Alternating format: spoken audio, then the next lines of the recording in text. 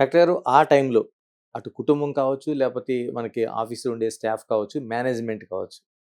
ఎంత సపోర్ట్ ఉండాలో అంత సపోర్ట్ అవసరం. ఎందుకంటే లైఫ్ అండ్ డెత్ లాంటి ఒక పెద్ద సమస్య. మీరు మీరు వాళ్ళు ఈ ట్రీట్ చేశారు?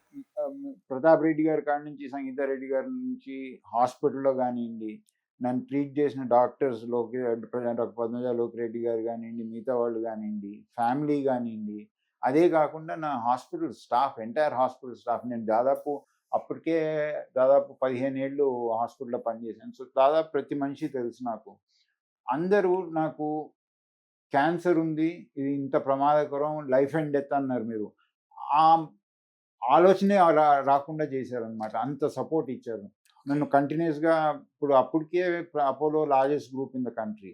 ఆ గ్రూప్‌ని ప్రెసిడెంట్‌ని ఒక హాస్పిటల్ రూమ్‌లో నుంచి కూర్చోబెట్టి, నువ్వు నడిపి హాస్పిటల్ నడిపి నువ్వు నీ పని చేసుకోవడం అనేది చాలా గొప్ప పని. కరెక్టే. గొప్పదది. అంతకంటే మోరల్ సపోర్ట్ ఇంకోటి లేదు. అందుకని సపోర్ట్ లేదు.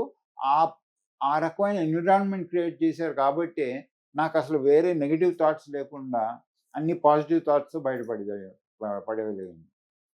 డాక్టర్ గారు చాలామంది క్యాన్సర్ వస్తే మా జీవితం ఇంక అయిపోయింది ఇక్కడితో.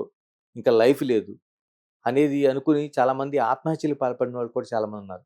మీరు లైవ్ ఎగ్జాంపుల్ కనిపిస్తున్నారు కళ్ళ ముందు. అంటే దేన్నైనా జయించొచ్చనేది. ఏం అ చెప్తారు? అంటే సింపుల్ అండి. ఫస్ట్ థింగ్ ఏంటంటే ప్రివెన్షన్ ఈస్ ద బెస్ట్. హ్మ్. మనకి కొన్ని కొన్ని క్యాన్సర్ కాజ్ చేస్తాయనేది తెలుసు. ఆటి దగ్గరికెళ్ళకుండా ఉండటం బెస్ట్ పాలిసీ. లైక్ స్మోకింగ్ గానియండి, ఆల్కహాల్ గానియండి, ఇట్లాంటియి కొన్ని క్యాన్సర్ కారణాలని తెలుసు. రెండోది, కొంతమందికి హెరిడిటరీ క్యాన్సర్స్, కొన్ని రకాల క్యాన్సర్స్ హెరిడిటరీ క్యాన్సర్స్ వస్తాయి. లైక్ ఫర్ జన్యుపరంగా ఎగ్జాంపుల్ వచ్చేవుంటాయి. బ్రెస్ట్ క్యాన్సర్ ఉంది. అది ఫ్యామిలీస్‌లో నడవచ్చు. సో, అట్లాంటి వాళ్ళు ఏం చేయాలంటే ఫ్యామిలీలో ఎవరికన్నా వచ్చిందంటే మిగతా వాళ్ళు దానికోసం రెగ్యులర్‌గా స్క్రీనింగ్ చేయించుకుంటా ఉండాలి. స్క్రీనింగ్ చేయించుకుంటా ఉంటే దాని అడ్వాంటేజ్ ఏంటంటే ఫస్ట్ స్టేజ్‌లో కనుక్కుంటే క్యాన్సర్ ఈస్ క్యూరబుల్. ఓకే. అదే గనుక cancer treatment is not expensive first స్టేజ్‌లో కనుక్కుంటే. ఓకేనండి. అదే గనుక second stage, third stage, fourth stage ఆ స్టేజెస్ పెరిగిన కొద్దీ క్యూర్ రేట్ తగ్గుతది, కాస్ట్ పెరుగుతది, సఫరింగ్ పెరుగుతది. So, best is prevention. రెండోది screening, early detection and treatment. This is my message for everybody. Sathya Sai గారు ఇంకోటి చెప్పారు మీరు. ఒబేసిటీ అది కూడా 120 కేజీల నుంచి ఇప్పుడు అందులో సగానికి 62 కేజీలు ఉన్నారు. ఎలా సాధ్యమైందండి? అంటే మీరు ఏది ట్రీట్మెంట్ చేయించుకోలేదు. అంటే లైపోసెక్షన్ గాని, లేకపోతే మిగతా చాలా వరకు సర్జరీలున్నాయి మనకి. బేరియాట్రిక్ అదండి సర్జరీలు గాని. నేనెప్పుడు గూడా ఏది గూడా టెంపరరీగా చేసే అలవాటు లేదు. సో, నేను క్యాన్సర్ నుంచి బయటకొచ్చిన తర్వాత అనుకున్నాను, నాకు దేవుడు ఇంకో ఛాన్స్ ఇచ్చాడు. ఏదైనా చేయాలి. కానీ మనం చేయటానికి ఏం అడ్డు రావచ్చని ఆలోచించాను. అప్పటికి నేను డయాబెటిస్ దాదాపు పొద్దున్న 6 టాబ్లెట్‌లు, సాయంత్రం 6 టాబ్లెట్‌లు యేసుకునేవాడిని. బీపీకి యేసుకునేవాడిని. నా weight itself was a problem. So, నేను అనుకున్నాను ఫస్ట్ నన్ను నేను కరెక్ట్ జేసుకోకుండా ఏది జేయాలన్నా గాని అది పాసిబుల్ కాదనుకుని, ఆ రోజు డిసైడ్ జేసుకొని లైఫ్ స్టైల్‌ని మార్చేశాను. ఫస్ట్ థింగ్ జేసిందేంటంటే ఆహ్, నాకు ఇష్టమైనయి ఏదైతే ఒబెసిటీ కాజ్ చేస్తాయో అవి ఆపేయాలని వీగన్‌గా తయారయ్యాను. నాకు నాన్ వెజిటేరియన్ బాగా ఇష్టం. హ్మ్.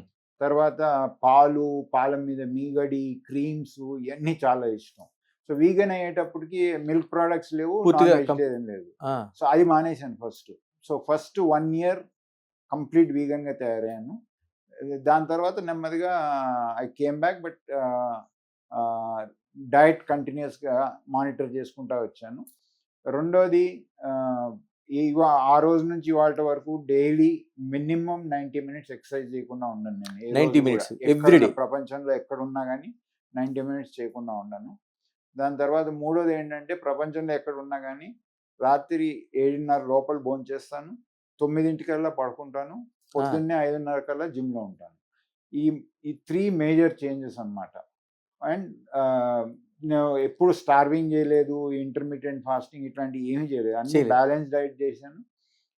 కానీ కార్బోహైడ్రేట్స్, ఫ్యాట్స్ తక్కువ, ప్రోటీన్స్ ఎక్కువ తీసుకొని ఎక్సర్సైజ్ చేసి దాని తర్వాత స్ట్రెస్‌ని తగ్గించుకొని, స్లీప్ హ్యాబిట్స్ మార్చుకొని, లైఫ్ స్టైల్ చేంజ్ చేసుకునేటప్పటికి నా వెయిట్ తగ్గేటప్పటికి నాకు లాస్ట్ 4 ఇయర్స్ నుంచి అసలు ఏమి ట్రీట్మెంట్ లేకుండా నా షుగర్స్ నార్మల్గా ఉన్నాయి, బీపీ లేదు, అన్నీ మాయమైపోయాయి. అంటే డయాబెట్ రివర్స్ అయింది. రివర్స్ అయింది. ఎక్కువ నా వచ్చిందే నా వెయిట్ మూలాన. ఓకే. ఒకసారి వెయిట్ తగ్గిపోయేటప్పటికి అసలు టాబ్లెట్స్ లేకుండానే షుగర్స్ నార్మల్ అయిపోయింది, బీపీ కూడా తగ్గిపోయింది. డాక్టర్ కార్బోహైడ్రేట్స్ లేని ఫుడ్ అంటున్నారు, అంటే రైస్ లేదు, తర్వాత చపాతీ లాంటివి ఏమైనా తినేవారా లేకపోతే? రైస్ చపాతీ తిని కొన్ని సంవత్సరాలు అవుతాయండి. రైస్, వీటు, మైదా ఈ 3 మాత్రం ముట్టుకోను అసలు. ఆ, ఈ 3 అస్సలు ముట్టుకోను. నేను ఎక్కువ వెజిటేబుల్స్, లీన్ మీటు, ఇప్పుడు కొంచెం ఇది కర్డ్ అట్లాంటివి తీసుకున్నాను కలిపితే వీట్, రైస్, మైదా మాత్రం ముట్టుకోను అసలు ఓకే. In any form. మిగతా అన్ని తీసుకుంటారు. ఇప్పుడు నాన్ వెజ్కి వెళ్ళారండి? నాన్ వెజ్ తింటాను, అన్ని నాన్ వెజ్లో కూడా లీన్ మీట్ తింటాను. లీన్ మీట్ అంటే మామూలుగా కొన్ని రకాల మీట్స్లో డేంజరస్ ఎక్కువ ఉంటుంది, అది అట్లా కాకుండా లీన్ మీట్ తింటాను. For more videos like this, subscribe Big TV channel.